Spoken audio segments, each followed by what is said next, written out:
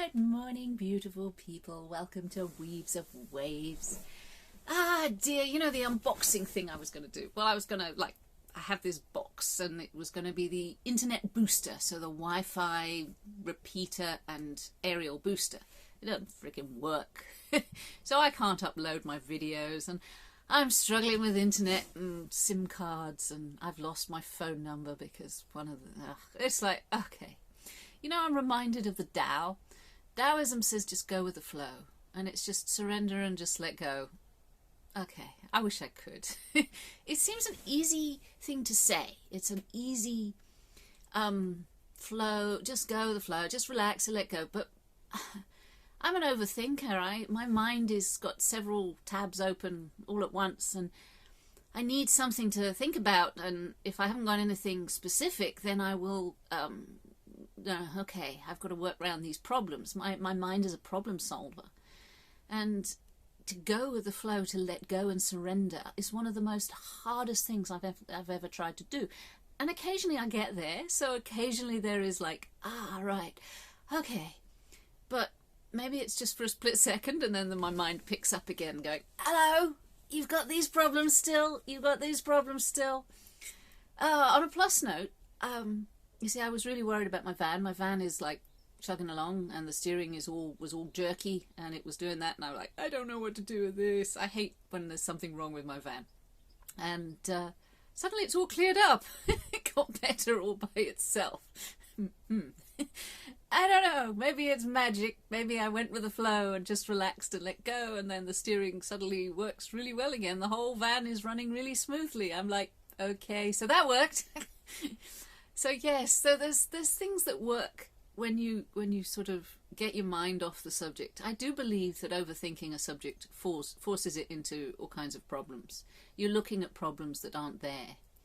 And that's not a good thing. That's where things screw up even further because you're not flowing with it. So yeah, overthinking is not a good idea. But there comes at times when I'm looking at lots of different potentials and probabilities. And I'm prepared when they come along. Now, the Stoicism.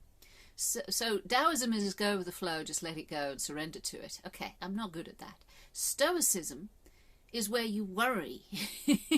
And you worry at it from all angles. And then when you've sorted it out, you let it go. Now, the Stoicism is look on the bad side of life. Think about all the bad things that could go wrong. And yeah, it will, at least when it happens, then you're not surprised and you are prepared and you can react to it. I like that. So I like both of them. I like being prepared and I like really acting to it. My mind will do its thing anyway. It has its own process. When I do my meditation, I allow my mind to go off. My mind goes on so many weird and wonderful tangents, it's ridiculous. So there is a training to your mind, and I can see where the Taoism was going and I can see where Stoicism was going. Stoicism comes from the old ancient Greeks. The Stoics, and they were, you know, the Emperor Marcus and things like that. They were a lot of philosophers, and they went through hell, and they still had their own integrity and their own morality, if you like. Honor was still intact, and I admire that. Now, I think the Stoicism has a lot to offer. Now, whether I'd like to embrace it as full-on philosophy is unlikely. Because I have my own philosophy and it works for me, and a lot of my own philosophy is intuition, a lot of it is gut instinct, a lot of it is things like portents and energies around me. The energies around me are tangible, so that works well for me, and I wouldn't teach it or sell it because I understand my own energies. I'm not sure other people do. So when I talk about intuition and say things like ley lines, and they are very, very tangible for me. I can feel power spots on the land. Now that again is very, very tangible for me. So when I see somebody who is in pain and I can feel the pain radiating, ooh, it's like fingers down a blackboard and I want to back off. I can't help them, but I can feel they're in pain. If they asked, I could probably help, but I very rarely get asked these days. So that's fine. That's also cool. But yes, people who radiate pain, places that radiate pain. The earth itself is a very good soaker-upper of pain. I used to think the ocean did that, but I think the earth does it as well. Yes, the ocean is like an emotional dump. You can, all the emotions and the churning of the whole world emotions from animals to sort of peoples, it's all dumped into the ocean, which is what it's there for almost. So from an energetic point of view, the ocean is there to soak up your pain, your grief, your anger. So if you are near an ocean, that's what people need to get. That's what they need. They feel the pull towards the ocean. It's because the ocean just takes away the edge off it. And it's like, okay. Yeah, we went to the ocean last weekend, so that was kind of cool. But the earth, now I'm digging a lot in the earth. I'm a gardener, so I'm digging vegetable patches and I'm digging holes, and it's really good. My back's stronger than ever and I'm getting muscles, and yeah, it's okay. But the earth itself is a soak away of physical pain. I can feel, yeah, if my hands are stiff, I can put them in the earth and I can feel it sort of leaching away. Yeah, it also probably where the bodies go to decompose and stuff, so everything is taken apart. So you're aware. I am aware. This is my philosophy. This is my space, and I'm aware that having a mindset for me personally is not enough. I need to know it in my bones. I have to see it, even though I'm very, very short-sighted, so I wear glasses, but it's a seeing of the heart rather than a seeing of the eyes.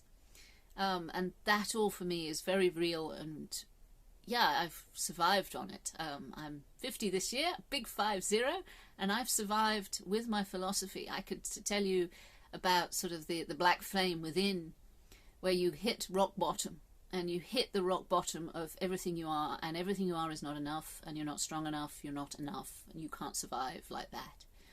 And you hit a place where you think you hit rock bottom, and then you go through it and down the other side, right down. And it's like the black hole. It's like a place where you are disintegrated. And at that space, there is a place where you can't see it. You can't mind your way through. You can't think your way through this. And that place is the most beautiful space I have ever seen, and it's deep inside all of us. And there was my life, the life flame. So it was a black flame. And you can find references to that in a lot of the occult references. But I found mine, and it was where I could build a foundation of who I am. Because if you don't find a foundation, you're building on air. You're building your castles in the air.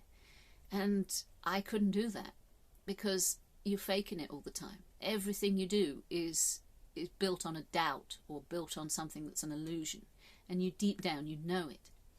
And when you find that black fire, and it's beautiful. It's not just black. It is dark, absolutely, but it's got lights and it's got rainbows, and it's got everything you are, the very being, what I would call soul. I've written articles on soul recently. I have a blog going, by the way. My Weaves of Waves has a blog where I'm just sort of putting out stuff, whatever feels good at the time. Please check out weavesofwaves.com. Quick plug. But yeah, you hit that place and you immerse yourself in it, and it becomes whole. And that to me is beyond mind, it's beyond illusion. I've questioned myself, was I trying to find find a foundation, or was I trying to find myself an illusion? Because yes, I'm very questioning about everything I think and feel, because there usually is an imprint from somewhere else. But this was where I hit rock bottom. And nothing can compare to finding a foundation, something that is real for you. I'm not asking you to believe me, but just find your own, because it is so important. For there is no fear. There is no fear. There is no emotion that strips you away. Self-esteem, confidence is found there. I don't always show it, but that was my power source. That was where I can build. I can have an opinion now without doubting myself. Yeah, okay, some opinions. I can have opinion on my life and who I am and where I'm going. So when I look at Taoism and Stoicism and many of the other philosophies, I have to take into account my own philosophy. Before I will adapt a little bits of it that will work, So when you find something like the New Age, like the Abraham Hicks, like Alan Watts, who I'm most impressed with, like Ram Dass, oh gosh, even sort of science fiction fantasy authors like Raymond D. Feast and Pierce Anthony and McCaffrey, you know, all of these people influences me, and I take their philosophies and their ideas on board, and I build on them because I think they're amazing, and I respect Frank Herbert. Can't not mention him. His Dune was my Bible when I was a kid. Okay, that tells you how weird I was. But it all has to boil down to where I take it down to that place that is me, and I assess it all, and there it is, whether it's real for me or whether I can take part of it. So people are planting seeds in each other all the time, but we have the discernment to see what grows and what doesn't grow. And that is where I'm whole, and I'm not a fragmented, fearful meat golem. I call myself a meat golem sometimes, because everything is physical and everything is skin, and yeah, you're all on your five senses, and it has to be more than that. You have to reach inside and find soul, heart, spirit. I don't care what you call it. I like the black flame. That's for me a good solid reference, because to me that it doesn't go out. It flickers all over the place. It adapts. It changes shapes. It's a constantly changing, but it's always there, and it's so solid and it's so perfect, and it's me, and that is real, and nothing this world can do to me can take away that realness. And I would like to see more of people doing the same. Not the same path as me, absolutely. You've got different colours down there. You have a different perception. So maybe you find your rainbow bridge. Maybe you find your tree, the tree of Yggdrasil. I'm not sure how you pronounce that. But it's the Norse tree of life and death. Maybe it's the Kabbalah. Maybe it's the Clippereth. All of these aspects are yours. It depends on what perception you want to look at. But it's a whole real space. It's not an illusion. Okay, I've waffled on enough. I will try and upload this sometime today. I think I'm still uploading yesterday's one. But they're still coming out. BitChute. I miss BitChute. BitChute is being banned by my service provider. That's like a new thing. I didn't know BitChute was that bad. So yeah, I've got to work out how to upload again to BitChute when my new SIM card service provider puts a block on it. That's not nice. Anyway, I love you lots. Please take care of yourselves and each other. Bye now.